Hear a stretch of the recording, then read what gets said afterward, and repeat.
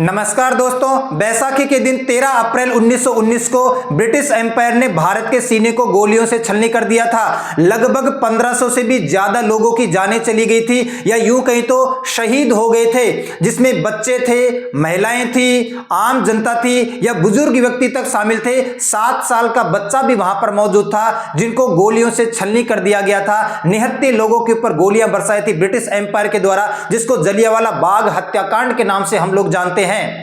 ये एक नरसंहार था, ये एक जेनोसाइड था, ये ब्रिटिश एम्पायर की सोची समझी एक चाल थी प्रोटेस्ट को दबाने के लिए, विद्रोह को दबाने के लिए, और इतने ज्यादा निहत्थे लोगों को गोली मारकर हत्या कर दी गई, जिसको कभी भी ब्रिटिश एम्पायर ने स्वीकार नहीं किया, एक्सेप्ट नहीं किया आज तक कि ये एक जनसंहार था, जेनोसाइड था। कभी भी एपोलोजाइज नहीं किया, कभी भी सॉरी नहीं कहा या कभी भी क्षमा याचना नहीं की कि ये हमारी गलती थी, ये हमसे गलती हो गई, एक मिस्टेक थी या ये जनसंहार था, जेनोसाइड था। कभी भी इस बात को ब्रिटिश क्राउन ने, ब्रिटिश एम्पायर ने, ब्रिटिश की सरकार ने आज तक एक्सेप्ट नहीं किया। लेकिन एक ऐसा व्यक्ति था, एक ऐसा शख्स था इतिहास में जिसने जलियांवाला बाग हत्याकांड के लिए ब्रिटिश एम्पायर को, ब्रिटिश क्राउन को, ब्रिटिश गवर्नमेंट को कोर्ट में घसीटा था। उन्होंने ब्रिटिश एम्पायर के खिलाफ लड़ाई लड़ी थी, उनको कोर्ट में घसीटा था, एक लीगल बैटल लड़ी थी, एक कानूनी लड़ाई लड़ी थी ब्रिटिश क्राउन के खिलाफ। और दूसरे शब्दों में आप यह कह सकते हैं कि ब्रिटिश क्राउन को, ब्रिटिश सरकार को, ब्रिटिश एम्पायर को चुनौती दी थी। और उन व्यक्ति का नाम क्या था? उन व्यक्ति का नाम था सी शंकरन नायर। सी शंकरन नायर, जिनका किरदार अक्षय कुमार निभा रहे हैं। आप सभी को पता है कि एक मूवी आने वाली है कल 18 अप्रैल को, एक मूवी आने वाली है केसरी चैप्टर 2, जिसमें अक्षय कुमार ने जिन व्यक्ति का किरदार निभाया है उनका नाम है सी शंकरन नायर। सी शंकरन नायर वही व्यक्ति है जिन्होंने ब्रिटिश एम्पायर को जलियांवाला बाग हत्याकांड के लिए चुनौती दी थी, चैलेंज किया था, कोर्ट में घसीटा था, न्यायालय तक लेके गए थे, एक लीगल बैटल लड़ी थी, एक कानूनी लड़ाई लड़ी थी। उसका किरदार अक्षय कुमार ने यहां पर निभाया है। तो आज मैं इसको समझाने का प्रयास आपको करता हूं। और एक बात हमेशा ध्यान रखना, जो लोग अपने इतिहास को नहीं जानते हैं, जो लोग अपने इतिहास को भूल जाते हैं, जो लोग अपने इतिहास की कद्र नहीं करते हैं, वो खुद एक दिन इतिहास बन जाते हैं। तो अपने इतिहास को जानना बहुत जरूरी है। जो बच्चे पढ़ चुके हैं वो तो जानते भी होंगे, लेकिन आप शायद वो बात नहीं जानते होंगे जो मैं आपको आज बताने वाला हूं। मैं आपको बता देता हूं कि 13 अप्रैल 1919 तारीख थी, बैसाखी का दिन था जब जलियांवाला बाग हत्याकांड हुआ। अच्छा, मैं थोड़ा आपको इसको बैकग्राउंड बता देता हूं। 1919 में रोलेट एक्ट आया था, रोलेट कानून आया था, ब्रिटिश एम्पायर के द्वारा, ब्रिटिश क्राउन के द्वारा लाया गया था और 1919 में इसको लागू किया गया था। रोलेट एक्ट क्या था कि बिना ट्रायल के, बिना मुकदमे के किसी भी व्यक्ति को पकड़कर जेल में डाला जा सकता है। दूसरा, जेल में डालने के बाद वो अपील नहीं कर सकता है, अपने लिए कोई वकील नहीं रख सकता है, लॉयर नहीं रख सकता है, अपनी लड़ाई नहीं लड़ सकता है। इस रोलेट एक्ट का विरोध पूरे के पूरे देश में 1919 में हो रहा था और यहां पर पंजाब प्रांत में भी इसका बड़ा विरोध हो रहा था। दो बड़े वहां पर नेता हुआ करते थे, लोकल लीडर्स आप कह सकते हैं, सैफुद्दीन किचलू और सत्यपाल। सैफुद्दीन किचलू और डॉक्टर सत्यपाल ने अंग्रेजी हुकूमत की कूंचे हिला दी थी पंजाब राज्य के अंदर और इनको फिर 10 अप्रैल को रोलेट एक्ट के माध्यम से गिरफ्तार कर लिया जाता है, डायरेक्ट गिरफ्तार कर लिया जाता है। इसके विरोध में जो पंजाब की जनता थी वो जलियांवाला बाग में इकट्ठा होती है। वो तारीख है 13 अप्रैल। 10 अप्रैल को तो सैफुद्दीन किचली और सत्यपाल को गिरफ्तार कर लिया गया रोलेट एक्ट के अंदर। उसके बाद 13 अप्रैल को आम जनता वहां पर इकट्ठा होती है। अब उसके हाथ में कोई भी हथियार नहीं है, कोई वेपन नहीं है, कोई शस्त्र नहीं है, किसी प्रकार की गोला बारूद नहीं है। शांतिपूर्ण तरीके से वो जनता बाग में बैठकर विरोध कर रही है कि ऐसा कैसे हो सकता है कि बिना मुकदमे के, बिना ट्रायल के आप किसी को गिरफ्तार कर सकते हैं। और दूसरा, वो अपने लिए वकील भी नहीं रख सकता, अपनी लड़ाई भी नहीं लड़ सकता है या अपनी अपील भी नहीं कर सकता है। और हमारे दो बड़े नेताओं को गिरफ्तार कर लिया गया है। तो जलियांवाला बाग में भीड़ जुटी हुई है। बैसाखी का दिन है, तारीख है 13 अप्रैल और वहां पर बहुत सारे लोग मौजूद है और इतने सारे लोग मौजूद है कि पूरा का पूरा बाग भरा हुआ है, क्योंकि वहां पर छोटे बच्चे भी हैं, महिलाएं भी हैं, बूढ़े भी हैं और आम जनता भी वहां पर शामिल है। और वहां पर ब्रिगेडियर जनरल रेजिनाल्ड डायर आता है गोरखा रेजिमेंट के साथ और सिख रेजिमेंट के साथ और वहां पर अंधाधुंध गोलियां चलाने का आदेश दे देता है और वहां पर अंधाधुंध गोलियां चलाई जाती है। मैं आपको बता देता हूं, और 1500 से भी ज्यादा लोग मारे जाते हैं और 1200 से भी ज्यादा लोग घायल हो जाते हैं। आपने यह भी सुना होगा कि लोग अंधाधुंध जब गोलियां चलती है तो एक के ऊपर लोग गिरते जाते हैं। वहां पर एक कुआं भी था, कुएं के अंदर भी लोग अपनी जान बचाने के लिए कूदते हैं और कूदते कूदते कुआं फुल भर जाता है। आपको पता है, लाशों से लोगों ने जो दीवारें थी या जो ऊंची गेट वगैरह थे उनके ऊपर चढ़ने का प्रयास किया, भागने का प्रयास किया गया। उनकी पीठ पीछे ब्रिटिश एम्पायर ने गोलियां दागी है और सबसे छोटा जो शहीद होने वाला हमारा स्वतंत्रता सेनानी था वो एक 7 साल का बच्चा भी था। यहां पर इतना बड़ा नरसंहार यहां पर ब्रिटिश एम्पायर के द्वारा किया गया और ब्रिटिश क्राउन के द्वारा किया गया। अब यहां पर दो चीजों को आपको क्लियर करने की जरूरत है। वो ब्रिगेडियर जनरल जिसने गोली चलाने का आदेश दिया था उसका नाम था Reginald Edward Harry Dyer. Reginald Edward Harry Dyer उस वक्त वो ब्रिगेडियर जनरल था जिसने वहां पर गोली चलाने का सूट का ऑर्डर दिया था। लेकिन उस समय जो पंजाब प्रांत के लेफ्टिनेंट गवर्नर हुआ करते थे उनका नाम था माइकल फ्रांसिस ओ डायर, जिनको माइकल ओ डायर भी कहा जाता है। माइकल ओ डायर पंजाब प्रांत के लेफ्टिनेंट गवर्नर हैं और ये जो रेजिनाल्ड डायर है ये वो ब्रिगेडियर जनरल है जिसने गोली चलाने का आदेश दिया है। इनके नामों में कई बार कंफ्यूजन हो जाता है। अच्छा, रेजिनाल्ड डायर ने गोली चलाने का आदेश दे दिया और इसका पूरा समर्थन किया माइकल ओ डायर ने। उस समय जो पंजाब सूबे के लेफ्टिनेंट गवर्नर हुआ करते थे माइकल ओ डायर, उन्होंने इसका समर्थन किया कि जो रेजिनाल्ड डायर ने गोली चलाने का आदेश दिया है वो बिल्कुल सही है, बिल्कुल करेक्ट है, ऐसा ही होना चाहिए, ऐसे लोगों को मारा जाना चाहिए। इसका समर्थन किया किसने? लेफ्टिनेंट गवर्नर ने, पंजाब प्रांत के लेफ्टिनेंट गवर्नर ने। और मैं आपको बता देता हूं थोड़ा सा आगे जाके, बाद में बदला लेने के लिए आपने उधम सिंह का नाम सुना होगा, हमारे जाने माने स्वतंत्रता सेनानी है। उधम सिंह रेजिनाल्ड डायर को मारने के लिए ब्रिटेन में पहुंच जाते हैं, लेकिन रेजिनाल्ड डायर की मृत्यु 1927 में हो जाती है। मैं आपको बता देता हूं, वो ब्रिगेडियर जनरल जिसने गोली चलाने का आदेश दिया था, डायरेक्ट ऑर्डर दिया था जलियांवाला बाग में, उनकी डेथ 1927 में हो गई थी।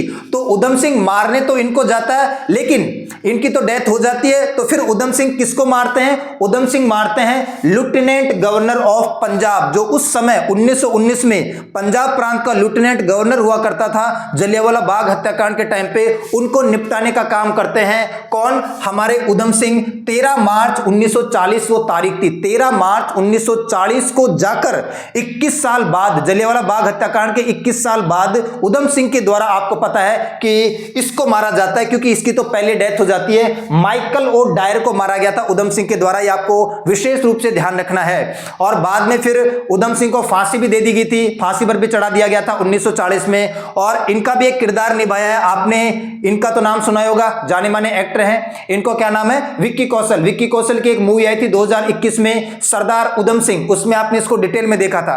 अब हम आगे की तरफ बढ़ते हैं। जलियांवाला बाग हत्याकांड के बाद आपको पता है कि हंटर कमीशन बनाया गया था। हंटर कमीशन ब्रिटिश गवर्नमेंट के द्वारा बनाया गया था जलियांवाला बाग हत्याकांड की जांच करने के लिए। और 14 अक्टूबर 1919 को हंटर कमीशन बनाया जाता है। विलियम हंटर इसके चेयरमैन है, इसलिए इसको हंटर कमीशन बनाया जाता है। और इसने अपनी रिपोर्ट में क्या कहा? इसने ब्रिटिश एम्पायर को गलत नहीं ठहराया, ब्रिटिश कान को गलत नहीं ठहराया है, इसने किसी प्रकार की गलती नहीं मानी है, किसी प्रकार की समय याचना नहीं की है, अपोलोजाइज नहीं किया है, यह भी नहीं कहा कि नरसंहार है, जेनोसाइड है, कुछ भी नहीं कहा। इसने केवल क्रिटिसाइज किया। इसने डायर को क्रिटिसाइज किया। कौन से डायर को? उस डायर को जिसने गोलियां चलाई थी।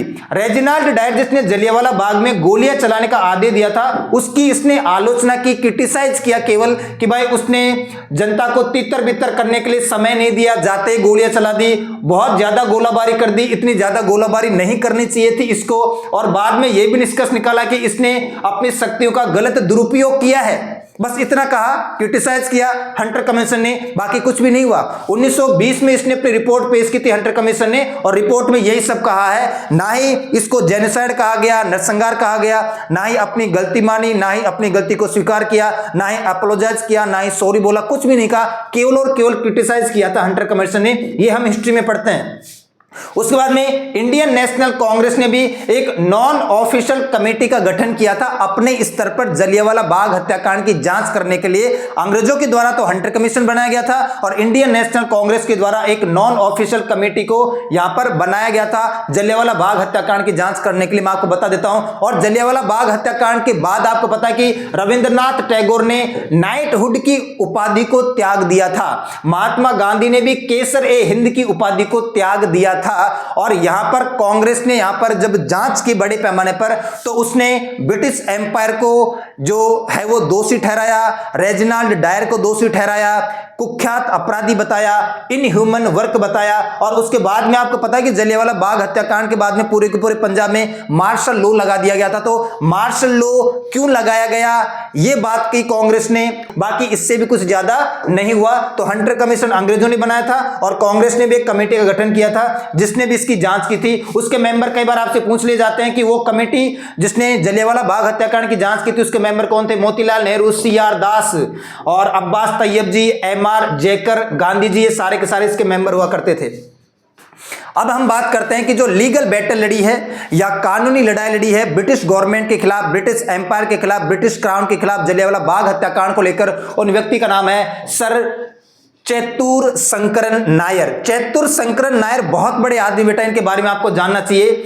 ये 1897 में इंडियन नेशनल कांग्रेस के प्रेसिडेंट है। उस टाइम पे 1897 में सी शंकरन नायर साहब इंडियन नेशनल कांग्रेस के प्रेसिडेंट है। 1906 से लेकर 1908 तक के मद्रास के एडवोकेट जनरल रहते हैं। मद्रास प्रांत के एडवोकेट जनरल के रूप में काम करते हैं 1906 से 1919 तक। और फिर मद्रास हाई कोर्ट में जज बन जाते हैं, जस्टिस बन जाते हैं 1908 से लेकर 1915 तक। तो इतना बड़ा इनका पद हुआ करता था और इनका जन्म मद्रास प्रेसिडेंसी में ही हुआ था।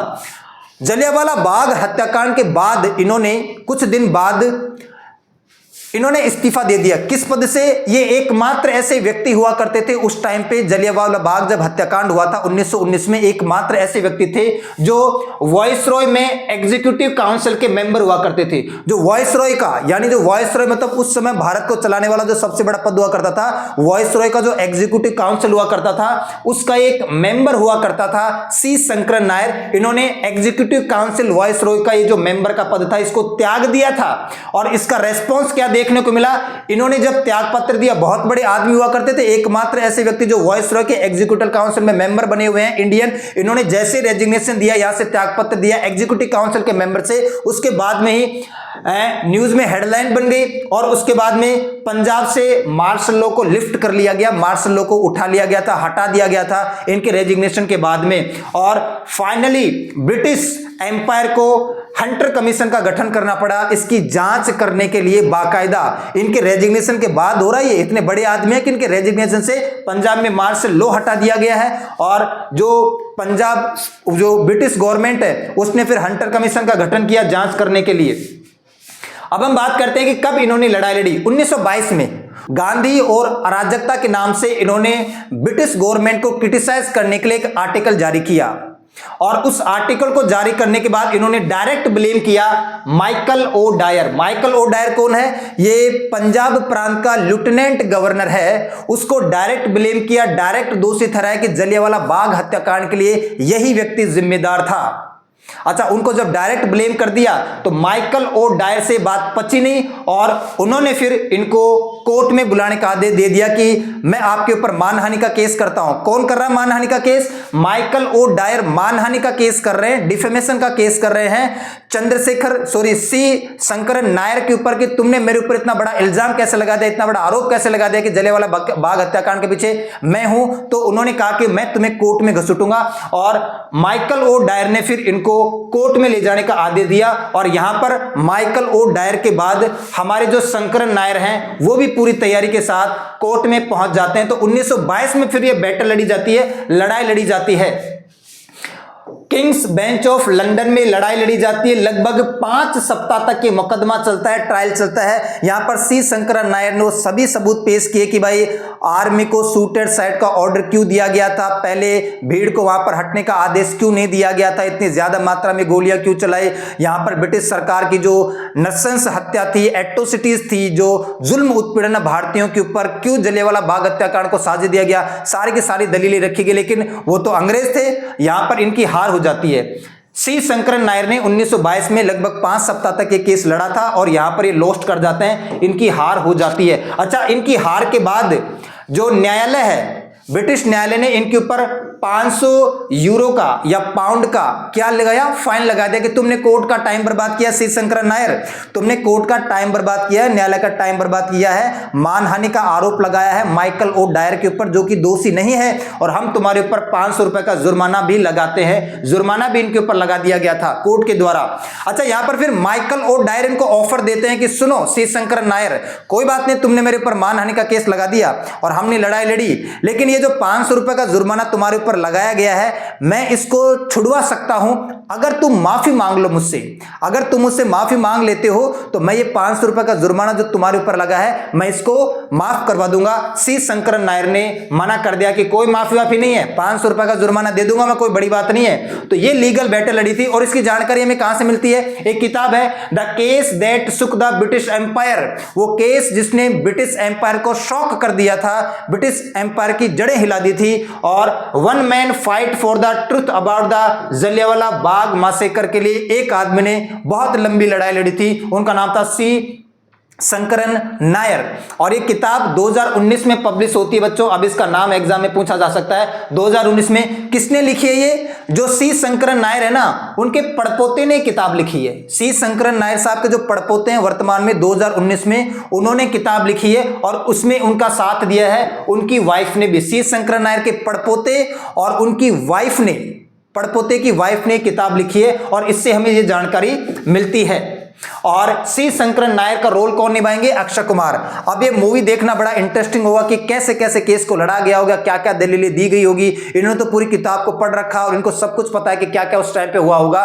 तो अक्षय कुमार इस किरदार को निभाएंगे और इस मूवी को रिलीज होने के लिए 18 अप्रैल की डेट आ चुकी है और आपको भी ये मूवी देखनी चाहिए। और मैं आपको एक बात और बता देता हूं, इस मूवी के बाद क्या ब्रिटिश गवर्नमेंट अपोलोजाइज करेगी, सॉरी बोलेगी, अपनी गलती को स्वीकार करेगी, इसको जेनोसाइड या जंग संघार का नाम देगी, ये देखना बड़ा स्वाभाविक होगा। और मैं आपको ये बता दूं कि अब तक, आज तक ब्रिटिश क्राउन ने, ब्रिटिश गवर्नमेंट ने, ब्रिटिश एम्पायर ने कभी भी इस बात को स्वीकार ही नहीं किया है कि ये जो जलियांवाला बाग हत्याकांड था वो एक जनसंहार था, नरसंहार था और ये हमारी गलती थी। हम इसको एक्सेप्ट करते हैं, सॉरी बोलते हैं, अपोलोजाइज करते हैं, कभी भी ऐसा नहीं कहा। लेकिन 2019 में एक छोटी सी घटना हमें देखने को मिलती है। इन्होंने एक छोटा सा शब्द बोला था, डीपली रिग्रेट, कि हमें बड़ा दुख है, हमें बड़ा खेद है, बस इतना ही बोला था।